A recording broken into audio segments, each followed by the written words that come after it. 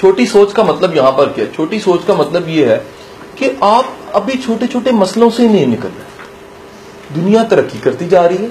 دنیا، میں نے ایک سوال پوچھا وہ پاکستان کے آخری گاؤں کے بچے سے جو میں نے آج بتایا. بچے میرے اس طرح بیٹھے تھے، میں ادھر بیٹھا ہوا تھا، سامنے تھا، لیکچر وہ دے رہا تھا، سوال میں کرتا تھا، جواب سارے سنتے. میں نے سوال پوچھا کہ یار ایک میٹرک کا سکردو کا پاکستان کے آخری گاؤں کا بچہ کیسے سوچتا ہے؟ اس نے کہا وہ سوچتا ہے کہ کام تو ادھر ہے کوئی نہیں، مونگ پھلی بیچ لوں گا، زندگی ایسے ہی گزر جائے گی، جیسے میرا دادا مر گیا ایسے میں بھی ایک دن مر جاؤں گا.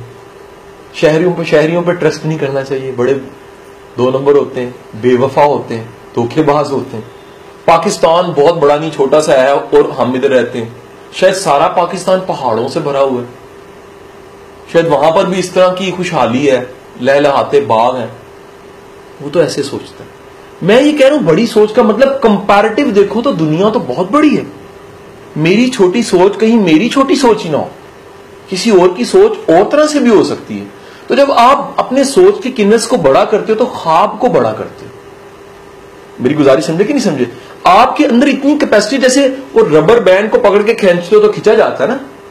انسان میں اتنی الاسٹی رکھی ہے قدرت نے، اتنی لچک رکھی ہے کہ آپ اگر بڑا سوچو تو بڑا سوچ کے نیوٹن بنتے ہو، بڑا سوچ کے آئنسٹائن بن جاتے ہو، بڑا سوچ کے غالب اقبال بن جاتے ہو، بڑا سوچ کے آپ بڑے لیڈر بن جاتے ہو.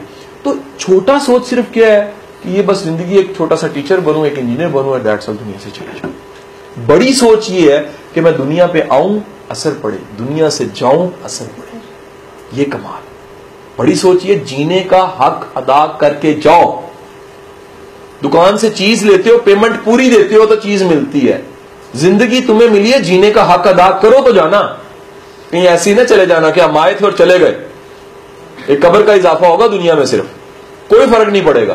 اگر آنے سے فرق پڑا ہے تو جانے سے بھی فرق پڑے گا.